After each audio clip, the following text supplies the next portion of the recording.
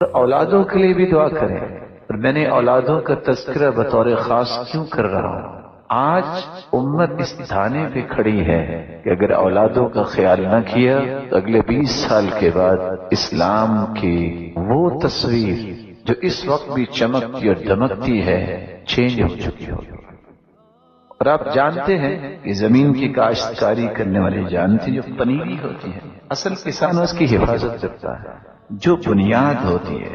اس لیے اپنی اولادوں کو جو جوان ہیں یا بچے ہیں ان کی تربیت پہ خصوصی توجہ دیں.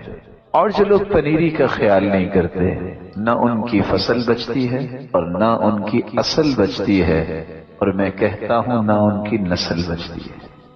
آج سے 20 سال بعد یہ سوچیں، بڑے تو نمازی تھے، پرہیزگار تھے، ان کا کچھ اثر ہم میں آ گیا. آج جو بچے وقت پہ نماز نہیں پڑھتے وہ کفریہ طور طریقوں کو اپریشیٹ کرتے نظر آتے ہیں. 20 سال کے بعد وہ کیا کریں گے؟ اس لیے اب وقت ہے کہ اس نعمت کو سنبھالا جائے. یہ اولاد نعمت ہے، لیکن کب؟ جب یہ نیک ہو. یہ وبال ہے کب؟ جب یہ نیک نہ ہو. اور یہ میں نہیں کہہ رہا، اللہ کے رسول صلی اللہ علیہ وسلم 3 دعائیں کیا کرتے ہیں. اللہم انی اعوذ بک من زوجۃ تشیبنی قبل المشیب.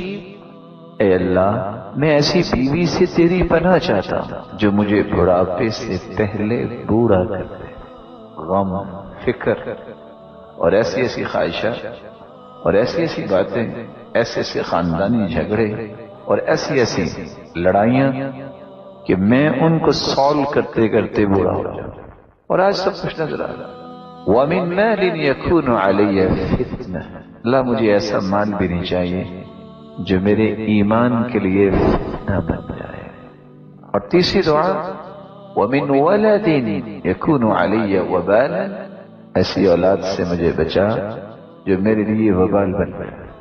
اب سوچ سکتے ہیں کہ دنیا میں ایسے لوگ ہیں، ہم نے اپنے کانوں سے سنا کہ اپنی اولاد سے اتنے وہ تنگ ہیں کہ وہ یہ کہتے نظر آتے ہیں میں دعا کرتا ہوں کس دن اس کی چارپائی میرے سامنے آئے مجھے چین آ جائے. کیا وجہ ہے؟ اس لیے کہ اولاد کے دھارے جب ابتدا سے درست نہ کیے جائیں تو بعد میں درست نہیں ہوتے. ان الغصون اذا قومتها اعتدلت ولا تلين اذا كانت من الخشب.